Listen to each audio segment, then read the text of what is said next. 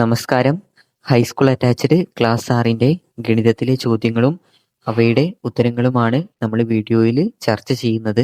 ഒന്നാമത്തെ ചോദ്യത്തിൽ 2 ചോദ്യങ്ങൾ ഉണ്ടായിരുന്നു. ഒന്ന് എയും ഒന്ന് ബിയും. ഇതിൽ ഒന്നിന് മാത്രം ഉത്തരം എഴുതിയാൽ മതി. ഒന്നാമത്തേതിൽ എ ക്വസ്റ്റ്യൻ നോക്കാം. 61നെ 9ന്റെ ഗുണിതവും അക്കങ്ങളുടെ തുകയുമായി എഴുതിയത് നോക്കൂ. 61 is equal to 9 into 6 plus 7. ഇനി ഇതേപോലെ നമ്മൾ എന്ത് ചെയ്യണം? 62നെ 9ന്റെ ഗുണിതവും അക്കങ്ങളുടെ തുകയുമായി എഴുതുക എന്നതാണ് ചോദ്യം. അതിനായിട്ട് 62ലെ അക്കങ്ങളുടെ തുക എന്ന് പറയുന്നത് എത്രയായിരിക്കും? അക്കങ്ങളുടെ തുക കണ്ടെത്താനായിട്ട് എന്ത് ചെയ്താൽ മതി? അതിലെ ഓരോ സംഖ്യകളും തമ്മിൽ കൂട്ടുന്നു. 6 plus 2 is equal to അക്കങ്ങളുടെ തുക എന്നത് 8 എന്ന് വരും. ഉത്തരം എന്ന് പറയുന്നത് 62 is equal to 9 into 6 plus 8. 80 എന്ന് പറയുന്നത് അക്കങ്ങളുടെ തുകയാണ്. ബാക്കി ഭാഗം എന്ന് പറയുന്നത് നമ്മൾ 9ന്റെ ഗുണിതമായി കൊണ്ട് എഴുതിയതുമാണ്. ഇനി നമുക്ക് അടുത്ത ചോദ്യം നോക്കാം. ഒരു സംഖ്യയിലെ അക്കങ്ങളുടെ തുക എന്നത് എത്രയാണ്? 30 ആണ്. ഈ സംഖ്യയെ 3 കൊണ്ട് ഹരിച്ചാലുള്ള മിച്ചം എത്രയാണ് എന്നതാണ് ചോദ്യം. ഒരു സംഖ്യയിലെ അക്കങ്ങളുടെ തുകയെ നമ്മൾ 3 കൊണ്ട് നിശ്ലേഷം ഹരിക്കാമെങ്കിൽ, അതായത് നമുക്ക് ഒരു സംഖ്യയിലെ അക്കങ്ങളുടെ തുക തന്നിട്ടുണ്ട്. അതിനെ നമ്മൾ എന്ത് ചെയ്യുന്നു?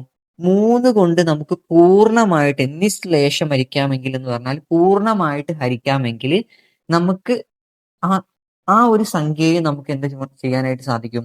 3 കൊണ്ട് പൂർണ്ണമായിട്ട് ഹരിക്കാനായിട്ട് സാധിക്കും. അപ്പൊ നമുക്ക് സംഖ്യ ഏതാണെന്ന് പറഞ്ഞിട്ടില്ല. ഒരു സംഖ്യയിലെ അക്കങ്ങളുടെ തുക നമുക്ക് തന്നിട്ട് 30 ആണെന്ന് തന്നിട്ടുണ്ട്. അക്കങ്ങളുടെ തുക 30നെ നമ്മൾ എന്ത് ചെയ്യുന്നു? 9 കൊണ്ട് ഹരിച്ചു നോക്കുന്നു. 3 പ്രാവശ്യം 27. അപ്പോൾ ശിഷ്ടമായിക്കൊണ്ട് നമുക്ക് 3 ആണ് കിട്ടുന്നത്. ഈ 3 തന്നെയായിരിക്കും ആ സംഖ്യയെ നമ്മൾ 9 കൊണ്ട് ഹരിച്ചാലുള്ള മിച്ചവും. അപ്പം ഉത്തരം എന്ന് പറയുന്നത് എത്രയായിരിക്കും? 3 ആയിരിക്കും. ഇനി നമുക്ക് ഡി ക്വസ്റ്റ്യൻ നോക്കാം. അക്കങ്ങളുടെ തുക 44 ആയ ഒരു സംഖ്യയോട് ഒരു ഒരക്ക സംഖ്യ കൂട്ടി. ഇപ്പോൾ കിട്ടിയ സംഖ്യയെ 9 കൊണ്ട് മിച്ചമില്ലാതെ ഹരിക്കാൻ കഴിയും എങ്കിൽ കൂട്ടിയ ഒരക്ക സംഖ്യ ഏത് എന്നാണ് ചോദ്യം. നമുക്ക് ഉത്തരം നോക്കാം. ഒരു സംഖ്യയെ 9 കൊണ്ട് പൂർണ്ണമായിട്ട് ഹരിക്കാമെങ്കിൽ അക്കങ്ങളുടെ തുക എന്തായിരിക്കും? 9ന്റെ ഏതെങ്കിലും ഒരു ഗുണിതമായിരിക്കും. നിലവിലെ അക്കങ്ങളുടെ തുക എന്നത് 44 ആണ്. നമുക്ക് 44ന് തൊട്ടടുത്തുള്ള 9ന്റെ ഗുണിതം എന്ന് പറയുന്നത് 45 ആണ്. അപ്പം അക്കങ്ങളുടെ തുക 45 ആകാനായിട്ട് നമ്മൾ കൂട്ടേണ്ടത് എത്രയാണ്? 1 ആണ്. അപ്പൊ ഉത്തരം എന്നത് 1 ആണ്. അടുത്തതായിട്ട് നമുക്ക് ഈ ക്വസ്റ്റ്യൻ നോക്കാം. താഴെ കൊടുത്തവയിൽ 9 കൊണ്ടും 5 കൊണ്ടും മിച്ചമില്ലാതെ ഹരിക്കാവുന്ന സംഖ്യ ഏത് എന്നാണ് ചോദ്യം. അപ്പൊ നിങ്ങളോട് മനസ്സിലാക്കേണ്ടത് 9ന്റെയും 5ന്റെയും ഒരു ഗുണിതമായിരിക്കും ശരിയായിട്ടുള്ള ഓപ്ഷൻ എന്ന് പറയുന്നത്. ഒരു സംഖ്യ 5ന്റെ ഗുണിതമാകണമെങ്കിൽ ഉള്ള ഒരു നിയമം നമുക്ക് നോക്കാം.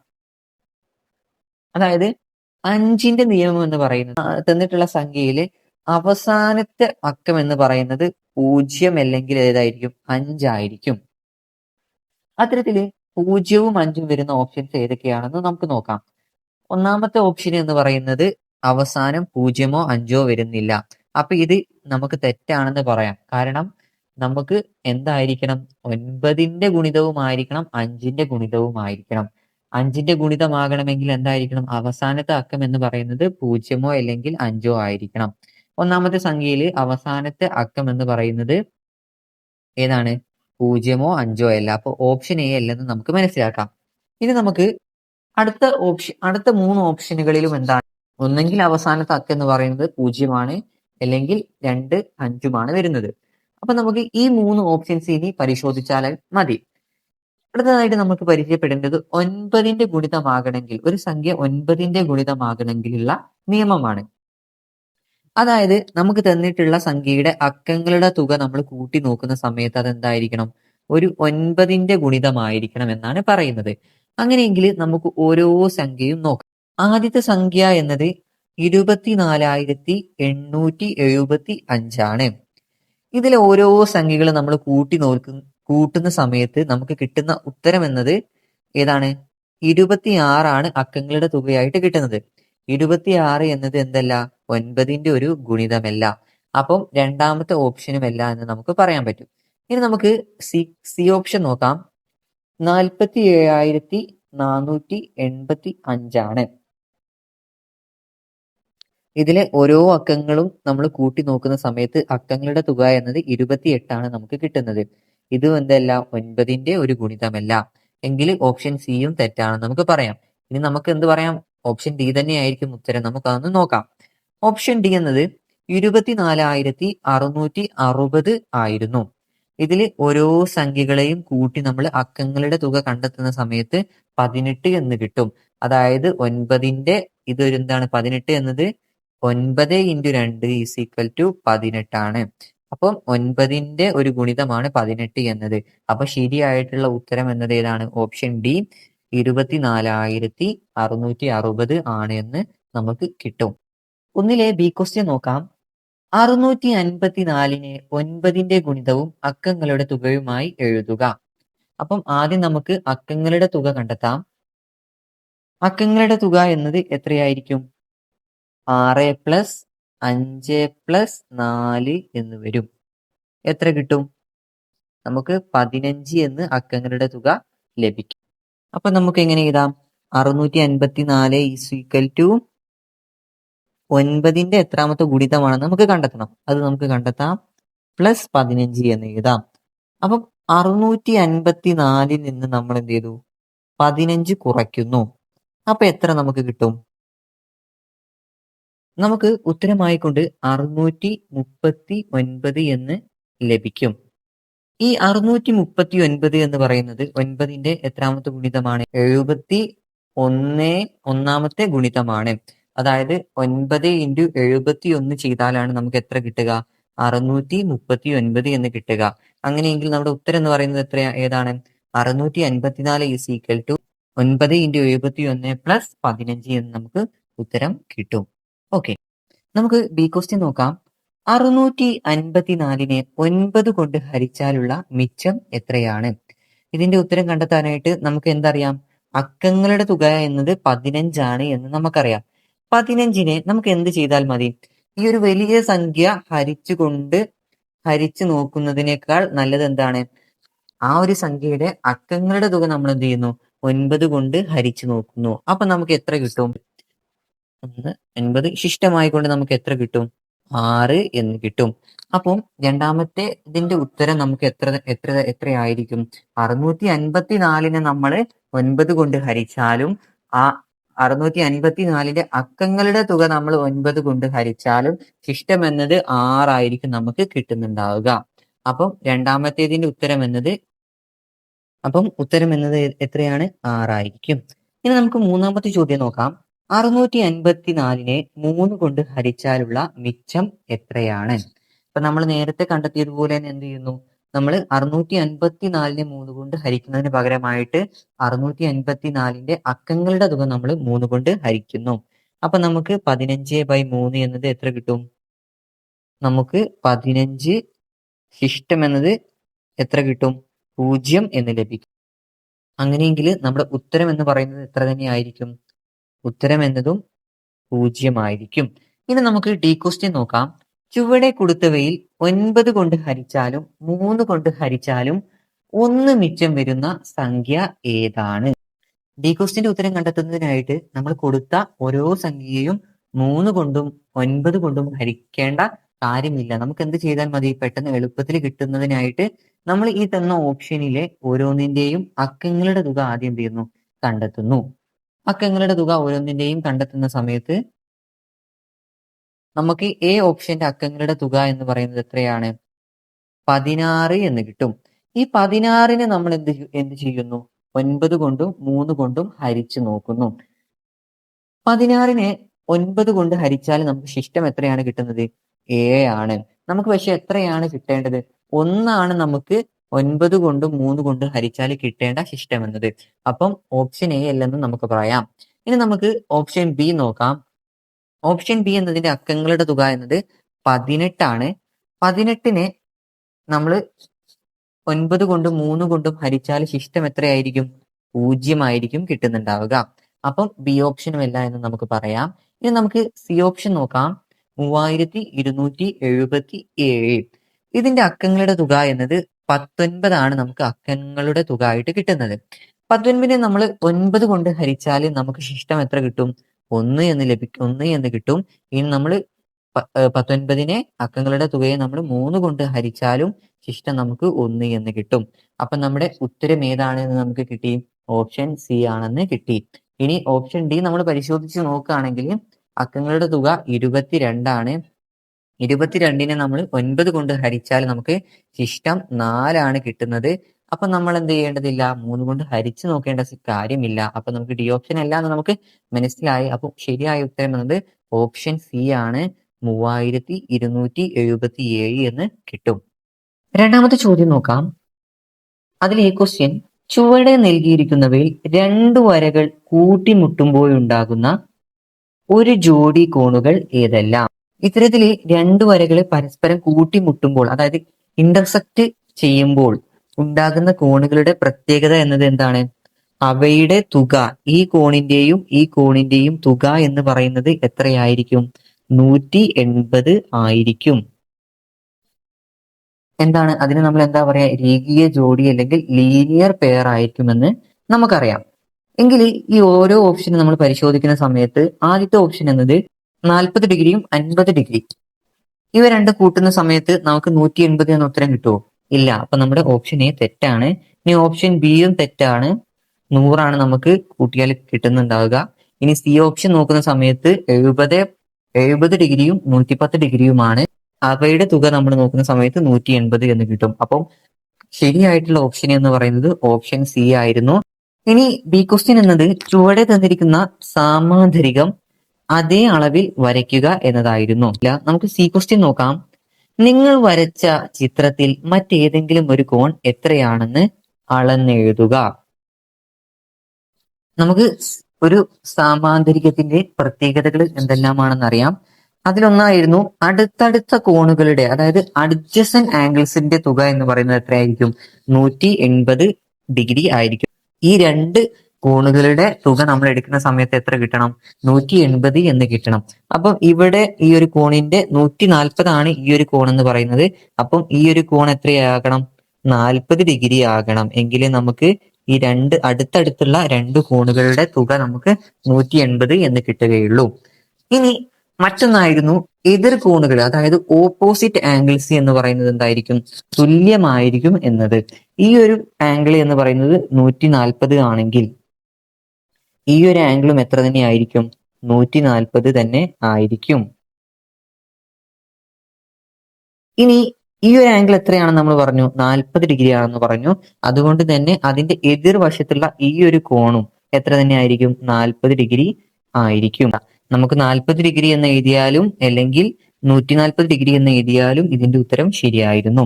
അപ്പൊ ഇത്രയുമായിരുന്നു രണ്ടാമത്തെ ചോദ്യം എന്ന് പറയുന്നത്. ഇനി നമുക്ക് മൂന്നാമത്തെ ചോദ്യത്തിലെ എ ക്വസ്റ്റ്യൻ നോക്കാം. 10% വിലക്കിഴിവിന് തുല്യമായത് ചുവടെ നൽകിയിരിക്കുന്നവയിൽ ഏതെല്ലാമാണ്? ചുവടെ 4 ഓപ്ഷനുകൾ നൽകിയിട്ടുണ്ട്. അതിൽ നിന്ന് 10% തുല്യമായത് നമ്മൾ കണ്ടെത്തണം. നമുക്ക് ആദ്യത്തെ പരിശോധിക്കാം. ആദ്യത്തേത് 10 രൂപക്ക് 1 പൈസ കിഴിവ് എന്നതാണ്. ഇവിടെ തുകകൾ എന്താണ്? 2 യൂണിറ്റുകളിലായിട്ടാണ് നമുക്ക് തന്നിരിക്കുന്നത്. അതായത് തുക എന്നത് രൂപയിലും കിഴിവ് എന്നത് പൈസയിലുമാണ് ഉള്ളത്. എങ്കിൽ നമ്മൾ ആദ്യം തന്നെ ഇവയെ എന്ത് ചെയ്യണം? ഇവയെ ഒരേ യൂണിറ്റിലേക്ക് മാറ്റണം. 1 രൂപ എന്നത് 100 പൈസയും അങ്ങനെയെങ്കിൽ 10 രൂപ എന്നത് എത്രയാകും? 1000 പൈസയും ആയിരിക്കുമെന്ന് നമുക്കറിയാം. അങ്ങനെയെങ്കിൽ നമുക്ക് ഉത്തരത്തിലേക്ക് കിടക്കാം. ഞാനിവിടെ കിഴിവ് കിട്ടിയ തുക ഡിവൈഡഡ് ബൈ നമുക്ക് ഉള്ള ആകെ തുക എന്നത് 10 രൂപയാണ്. അതിന് നമ്മൾ എന്ത് ചെയ്തു? പൈസയിലോട്ട് മാറ്റി. അപ്പം 10 രൂപ എന്നത് 1000 പൈസയാണ്. ഇൻറ്റു 100 ചെയ്യുന്നു. അങ്ങനെയെങ്കിൽ നമുക്ക് എന്ത് ചെയ്യാം? ഇവിടെ നിന്ന് 2 പൂജ്യവും ഇവിടെ നിന്ന് 2 പൂജ്യവും നമുക്ക് കട്ട് ചെയ്ത് കളയാം. അപ്പൊ നമുക്ക് ഉത്തരം കിട്ടുന്നത് 1/10 എന്നാണ്. ഈ 1/10 എങ്ങനെ നമുക്ക് ചുരുക്കി എഴുതാം? 1/10 നമ്മൾ ദശാംശ രൂപത്തിലോട്ട് മാറ്റുമ്പോൾ ഒരു താഴെ ഭാഗത്ത് ഛേദത്തിൽ ഡിനോമിനേറ്ററിൽ ഒരു പൂജ്യമാണുള്ളത്. അപ്പം 1ൽ നിന്ന് ഇടത്ത് നിന്ന് നമ്മൾ എന്ത് ചെയ്യുന്നു, ഒരു സ്ഥാനം മാറി ഒരു പോയിന്റ് ഇടുന്നു. അപ്പൊ നമുക്ക് എത്ര കിട്ടും? 0.1% എന്ന് കിട്ടും. എന്നാൽ ഇത് 10% തുല്യമാണോ? അല്ല. അപ്പൊ നമുക്ക് ഒന്നാമതായിട്ട് തന്നിട്ടുള്ളത് തെറ്റാണെന്ന് പറയാം. ഇനി നമുക്ക് രണ്ടാമത്തേത് പരിശോധിക്കാം. രണ്ടാമത്തേത് 200 രൂപയ്ക്ക് 20 രൂപ കിഴിവ് എന്നതായിരുന്നു.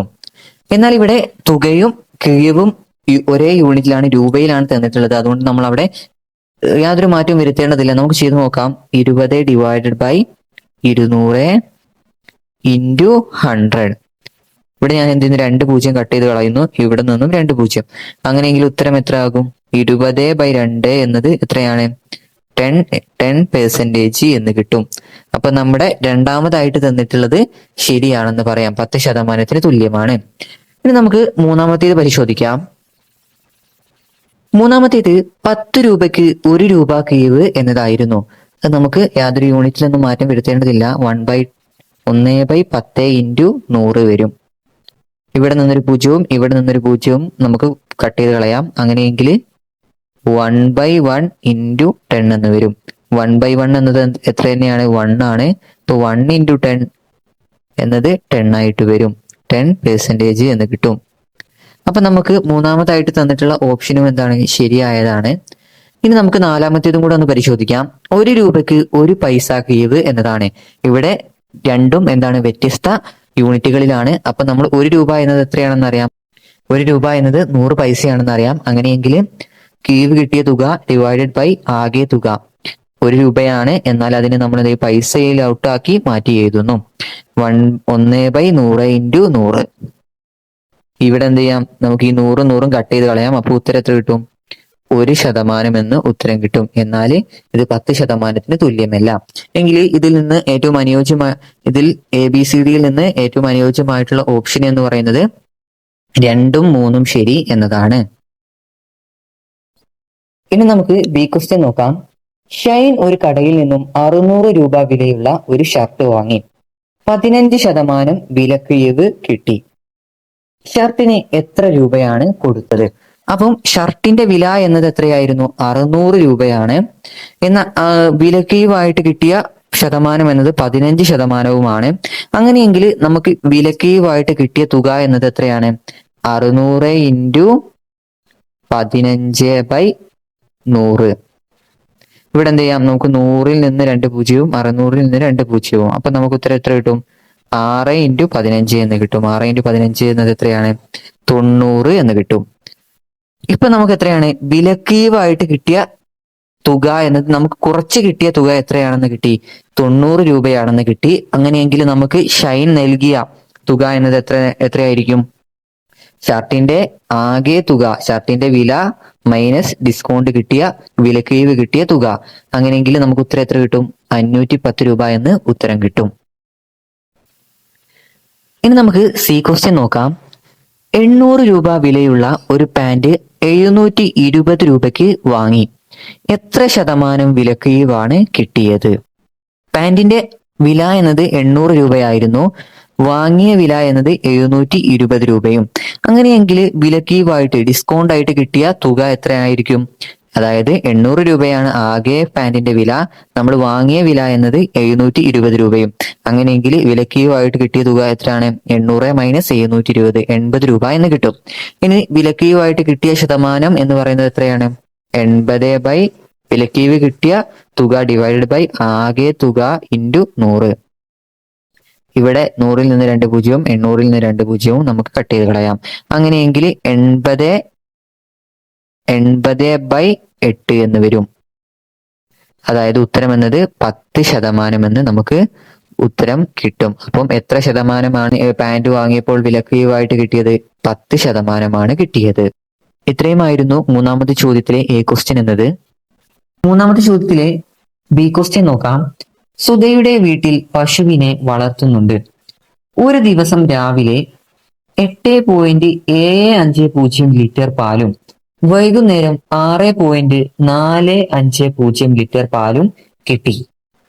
എങ്കിൽ 2 നേരവും കൂടി എത്ര ലിറ്റർ പാല് കിട്ടി എന്നതാണ് എ ക്വസ്റ്റ്യൻ. നമുക്ക് എന്ത് ചെയ്താൽ മതി? ഇതിനായിട്ട് രണ്ട് നേരത്തെയും പാലിന്റെ അളവുകൾ തമ്മിൽ കൂട്ടി നോക്കിയാൽ മതി. രാവിലെ നമുക്ക് കിട്ടിയത് എത്രയാണ്? 8.75 ലിറ്ററും വൈകുന്നേരം 6.450 ലിറ്ററുമായിരുന്നു. എങ്കിൽ ആകെ എന്ന് പറയുന്നത് എത്രയായിരിക്കും? ആകെ എന്നത് ഇവ രണ്ടും കൂടെ കൂട്ടിയാൽ നമുക്ക് 15.200 ലിറ്റർ, അതായത് ഉത്തരം എന്നത് 15.2 ലിറ്റർ എന്ന് ഉത്തരം കിട്ടും. ഇനി ബി ക്വസ്റ്റ്യൻ നോക്കാം. രണ്ടു നേരവും കിട്ടിയ പാലിന്റെ അളവിന്റെ വ്യത്യാസം എത്ര? വ്യത്യാസം എന്നത് വലിയ അളവിൽ നിന്ന് നമുക്ക് എന്ത് ചെയ്താൽ മതി? ചെറിയ അളവ് കുറച്ചാൽ കിട്ടും. ഉത്തരം എന്നത് 8.750 മൈനസ് 6.450 ഈസിക്കൽ ടു 2.300, അതായത് 2.3 ലിറ്റർ എന്ന് നമുക്ക് ഉത്തരം ലഭിക്കും. ഇനി സി ക്വസ്റ്റ്യൻ നോക്കാം. കോളം 1 ചില ഭിന്നസംഖ്യകളും കോളം 2 അവയുടെ ദശാംശ രൂപങ്ങളും തന്നിരിക്കുന്നു. താഴെ കൊടുത്തവയിൽ ശരിയായി യോജിപ്പിച്ച് എഴുതിയത് ഏത് എന്നാണ് ചോദ്യം. അപ്പൊ നമുക്ക് ഓരോന്നും ഇതിൽ പരിശോധിച്ച് നോക്കാം. ആദ്യത്തേത് 313/10 എന്നുള്ളതാണ്. അപ്പൊ ഇതില് നമ്മൾ എന്ത് ചെയ്യണം? ഭിന്നസംഖ്യകളെ അവയുടെ ദശാംശ രൂപത്തിലേക്ക് മാറ്റേണ്ടതുണ്ട്. ഇത്തരത്തില് ഭിന്നസംഖ്യകളെ ദശാംശ രൂപത്തിലേക്ക് മാറ്റുമ്പോൾ എന്ത് ചെയ്താലും മതി? നമ്മുടെ ഛേദത്തിൽ, അതായത് ഡിനോമിനേറ്ററിൽ പൂജ്യങ്ങളുടെ എണ്ണത്തിനനുസരിച്ചാണ് ദശാംശ ബിന്ദു ഇടത്തോട്ട് മാറ്റേണ്ടത്. അപ്പം ആദ്യത്തെ ചോദ്യത്തില് 313/10 എന്നതാണ്. അപ്പം ഇവിടെ ഡിനോമിനേറ്ററിൽ ഛേദത്തില് എത്ര പൂജ്യമാണുള്ളത്? ഒരു പൂജ്യമാണുള്ളത്. എങ്കിൽ 313 നമുക്ക് എന്ത് ചെയ്താൽ മതി? ഇടത്ത് നിന്ന് ഒരു സ്ഥാനം മാറിക്കൊണ്ട് പോയിന്റ് ചേർത്താൽ മതി. അപ്പം ഇതിനനുയോജ്യമായിട്ട് വരുന്ന ഓപ്ഷൻ എന്നത് രണ്ടാമത്തെ കോളത്തിലെ എസ് ആണ് വരുന്നത്. ഇനി നമുക്ക് രണ്ടാമത്തെ നോക്കാം. രണ്ടാമത്തേതില് ഛേദത്തില് 100 തന്നിട്ടുള്ളത്, 2 പൂജ്യമാണ്. അപ്പൊ നമ്മൾ ഇടത്ത് നിന്ന് 2 സ്ഥാനം മാറിക്കൊണ്ട് കുത്തിരേണ്ടതുണ്ട്. അങ്ങനെയെങ്കിൽ 3.13 എന്ന് ഉത്തരം ലഭിക്കും. അപ്പം ഇത് പി ആയിട്ടാണ് യോജിക്കുന്നത്. ഇനി മൂന്നാമത്തേത് നമുക്ക് എത്ര സ്ഥാനം മാറിയാണ് കുത്തിരേണ്ടത്? ഇടത്ത് നിന്ന് 3 സ്ഥാനം മാറിക്കൊണ്ട് വേണം പോയിന്റ് ഇടാനായിട്ട്. അപ്പം ഉത്തരം എന്നത് ക്യൂ ആണ് നമുക്ക് ഉത്തരമായിട്ട് കിട്ടുന്നുണ്ടാവുക. അങ്ങനെയെങ്കിൽ ശരിയായിട്ടുള്ള ഓപ്ഷൻ എന്ന് പറയുന്നത് ഏതാണ്? ഓപ്ഷൻ സി ആണ്. 1 എസിലേക്കും 2 പിയിലേക്കും 3 ക്യൂയിലേക്കും. നാലാമത്തെ ചോദ്യം, 16 സെന്റിമീറ്റർ നീളമുള്ള ഒരു ഈർക്കിൾ രണ്ടായി മുറിക്കുന്നു. ചെറിയ കഷണത്തിന്റെ നീളം 5 സെന്റിമീറ്റർ ആയാൽ വലിയ കഷണത്തിന്റെ നീളം എത്ര എന്നാണ് ചോദ്യം. അപ്പൊ നമുക്ക് തന്നിട്ടുള്ളത് 16 സെന്റിമീറ്റർ നീളമുള്ള ഒരു ഈർക്കിൾ കഷണം. അതിനെന്ത് ചെയ്തു? രണ്ടായിട്ട് മുറിച്ചു. അതില് ചെറിയ ഭാഗത്തിന്റെ നീളം എന്നത് 5 സെന്റിമീറ്റർ ആണെങ്കിൽ ഈ ഒരു വലിയ ഭാഗത്തിന്റെ നീളം എന്നത് എത്രയാണ് എന്നാണ് ചോദ്യം. എത്രയായിരിക്കും? അതിനായിട്ട് നമ്മൾ എന്ത് ചെയ്താലും മതി? 16ൽ നിന്ന് 5 കുറച്ച് നോക്കിയാൽ ഉത്തരം കിട്ടും. എത്രയാണ് ഉത്തരം കിട്ടുക? 16ൽ നിന്ന് 5 കുറച്ചാൽ നമുക്ക് 11 എന്ന് ഈ വലിയ ഭാഗത്തിന്റെ നീളം എന്ന് കിട്ടും. ഉത്തരമായിക്കൊണ്ട് നമുക്ക് 11 എന്ന് കിട്ടും. ഇനി നമുക്ക് അടുത്ത ചോദ്യം നോക്കാം. വലിയ കഷണത്തിന്റെ നീളം 12 സെന്റിമീറ്റർ ആയാൽ ചെറിയ കഷണത്തിന്റെ നീളം എത്ര എന്നതാണ് ബി ക്വസ്റ്റ്യൻ. 16 സെന്റിമീറ്റർ ആണ് ആകെ നീളം എന്ന് പറയുന്നത്. അതിൽ വലിയ കഷണത്തിന്റെ നീളം എന്നത് 12 ആണ്. എങ്കിൽ ഈ ചെറിയ കഷണത്തിന്റെ നീളം എത്ര എന്നതാണ് ചോദ്യം. ഇതിനായിട്ട് നമ്മൾ എന്ത് ചെയ്താലും മതി? ആകെ നീളത്തിൽ നിന്ന് വലിയ കഷണത്തിന്റെ നീളം കുറച്ചാൽ മതി. അപ്പം 16ൽ നിന്ന് 12 കുറച്ചാൽ ചെറിയ കഷണത്തിന്റെ നീളം എത്ര എന്ന് കിട്ടും? 4 എന്ന് കിട്ടും. ഉത്തരമായിക്കൊണ്ട് നമുക്ക് 4 എന്ന് ഉത്തരം കിട്ടും. ഇനി നമുക്ക് സി ക്വസ്റ്റ്യൻ നോക്കാം. കഷണങ്ങളുടെ നീളവും ഈർക്കിളിന്റെ ആകെ നീളവും തമ്മിലുള്ള ബന്ധം എന്താണ്? അതായത് 2 കഷണങ്ങളുടെയും നീളം തമ്മിൽ കൂട്ടിയാൽ ഈർക്കിളിന്റെ ആകെ നീളം ലഭിക്കും. അതായത് മുറിഞ്ഞ ചെറിയ കഷണത്തിന്റെ നീളവും വലിയ കഷണത്തിന്റെ നീളവും കൂടെ നമ്മൾ കൂട്ടിക്കഴിഞ്ഞാൽ ആ ഒരു ഈർക്കിൾ കഷണത്തിന്റെ ആകെ നീളം കിട്ടും എന്നതാണ്. ഇനി നമുക്ക് ഡി ക്വസ്റ്റ്യൻ നോക്കാം. ചെറിയ കഷണത്തിന്റെ നീളം എസ് എന്നും വലിയ കഷണത്തിന്റെ നീളം ബി എന്നും ആകെ നീളം ടി എന്നും എടുത്താൽ ഈ ബന്ധം എങ്ങനെ എഴുതാം? ആകെ നീളം എന്ന് പറയുന്നത് ടി ഈസ് ഈക്വൽ ടു അതായത് ചെറിയ കഷണം പ്ലസ് ചെറിയ കഷണം എന്താണെന്നാ തന്നിട്ടുള്ളത്? ചെറിയ കഷണം എസ് എന്നാണ് തന്നിട്ടുള്ളത്. എസ് കൂട്ടണം വലിയ കഷണത്തിന്റെ നീളം, അതായത് ബി. അപ്പം ഇതാണ് നമുക്ക് കിട്ടുന്നത് S plus B equal to T, അല്ലെങ്കിൽ T equal to S plus B എന്നാണ് ഡി ക്വസ്റ്റ്യന്റെ ആൻസർ. ഇനി നമുക്ക് ഈ ക്വസ്റ്റ്യനും കൂടെ നോക്കാം. ചെറിയ കഷണത്തിന്റെ നീളം 7 സെന്റിമീറ്റർ ആയാൽ താഴെ കൊടുത്തവയിൽ ശരിയായത് ഏതാണ്? ഈ ക്വസ്റ്റ്യൻ പറയുന്നത് എസ് എന്ന് പറയുന്നത് 7 ആണ് എന്ന് പറയുന്നുണ്ട്. അപ്പൊ നമ്മുടെ സമവാക്യം എന്നത് S plus B equal to T എന്നായിരുന്നു. അപ്പം എസിന് പകരമായിക്കൊണ്ട് നമ്മൾ എന്ത് ചെയ്യുന്നു? ടി ഈക്വൽ ടു എസിന് പകരം 7 ചേർത്താൽ മതി. 7 പ്ലസ് ബി എന്നാണ് ഉത്തരമായിട്ട് ലഭിക്കുക. എത്രാമത്തെ ഓപ്ഷൻ ആണത്? എ ഓപ്ഷൻ തന്നെയായിരുന്നു, T equal to 7 plus B. അഞ്ചാമത്തെ ചോദ്യത്തിലെ എ ക്വസ്റ്റ്യൻ എന്നത് 3/4 തുല്യമായ ഭിന്നസംഖ്യ ചുവടെ നൽകിയിരിക്കുന്നവയിൽ ഏതാണ്? ഇവിടെ ഞാൻ കൊടുത്തിട്ടുണ്ട്, ഒരു ഭിന്നസംഖ്യയുടെ അംശത്തെയും ന്യൂമറേറ്ററിനെയും ഛേദത്തെയും ഡിനോമിനേറ്ററിനെയും ഒരേ സംഖ്യ കൊണ്ട് ഗുണിച്ചാൽ എന്തായിരിക്കും? തുല്യ ഭിന്നസംഖ്യ ലഭിക്കും.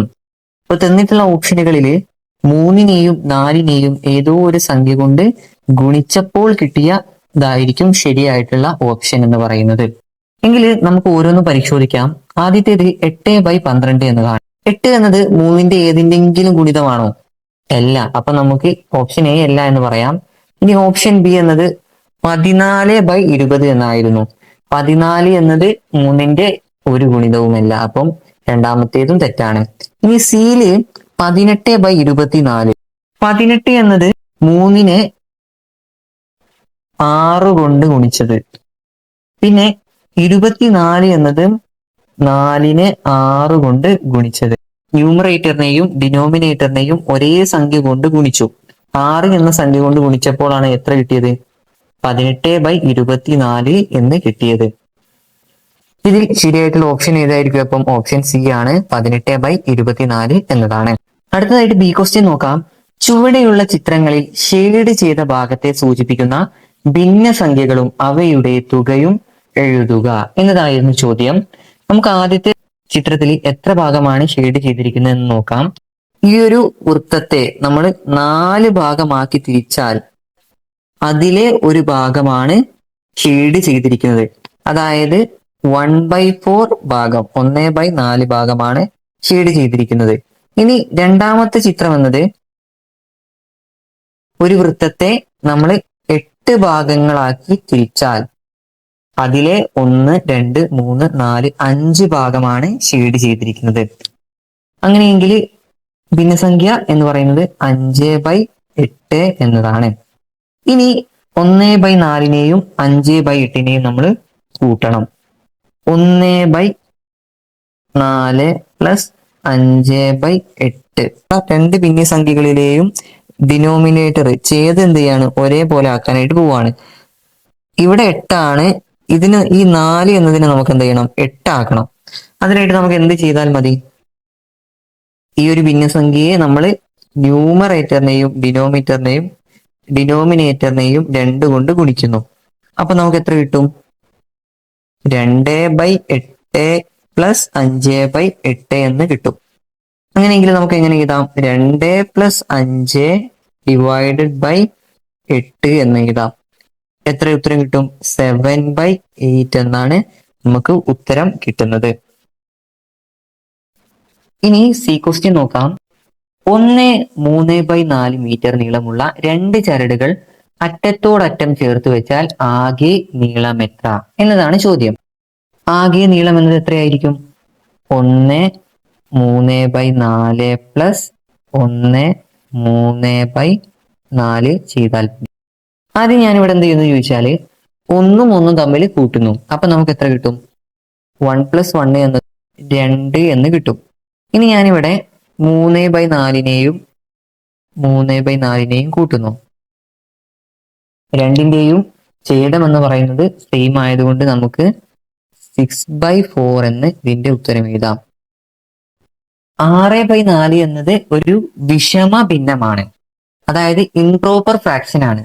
നമുക്ക് അതിനെ എന്ത് ചെയ്യണം? ഒരു മിശ്ര ഭിന്നമാക്കി, മിക്സ്ഡ് ഫ്രാക്ഷൻ രൂപത്തിലേക്കാക്കി മാറ്റും. മിശ്ര ഭിന്ന സംഖ്യയാക്കി മാറ്റുമ്പോൾ 1 2/4 എന്ന് കിട്ടും. അതായത് ഈക്വൽ ടു 1/2. ഇതിനെ ഞാൻ എന്ത് ചെയ്തു, 2/4 ചുരുക്കി ഞാൻ എന്ത് ചെയ്തു, 1/2 എന്ന് എഴുതി. ആകെ തുക എന്നത് 2 + 1/2, അതായത് 3 1/2, 3 1/2 എന്ന് ഉത്തരം കിട്ടും. അപ്പൊ നമ്മുടെ ഉത്തരം എന്ന് പറയുന്നത് എത്രയാണ്? 3/3 1/2 മീറ്റർ, അല്ലെങ്കിലോ 3.5 മീറ്റർ എന്ന് പറയാം. ഇനി നമുക്ക് അവസാനത്തെ ചോദ്യമായിട്ടുള്ള 6ാമത്തെ ചോദ്യം നോക്കാം. 2022 വ്യത്യസ്ത മാസങ്ങളിൽ ഇന്ത്യയിൽ വിറ്റ ഇലക്ട്രിക് കാറുകളുടെ വിൽപ്പനയെ സൂചിപ്പിക്കുന്ന നേർവര ചിത്രം ചുവടെ തന്നിരിക്കുന്നു. ചിത്രത്തെ അടിസ്ഥാനമാക്കി താഴെ നൽകിയിരിക്കുന്ന ചോദ്യങ്ങളുടെ ഉത്തരം കണ്ടെത്തി എഴുതുക എന്നതാണ് ചോദ്യം. നമുക്ക് ഈ ക്വസ്റ്റ്യൻ നോക്കാം. ഏറ്റവും കൂടുതൽ വിൽപ്പന നടന്നത് ഏതു മാസത്തിലാണ് എന്നതായിരുന്നു എ ക്വസ്റ്റ്യൻ എന്നത്. അതിനായിട്ട് നമുക്ക് എന്ത് നോക്കിയാൽ മതി? ഗ്രാഫിലെ ഏറ്റവും ഉയർന്ന ബിന്ദു എവിടെയാണ് വരുന്നത് എന്ന് പരിശോധിക്കണം. ഒക്ടോബർ മാസത്തിലാണ് വരുന്നത്. അപ്പം ഉത്തരം എന്ന് പറയുന്നത് ഏതായിരുന്നു?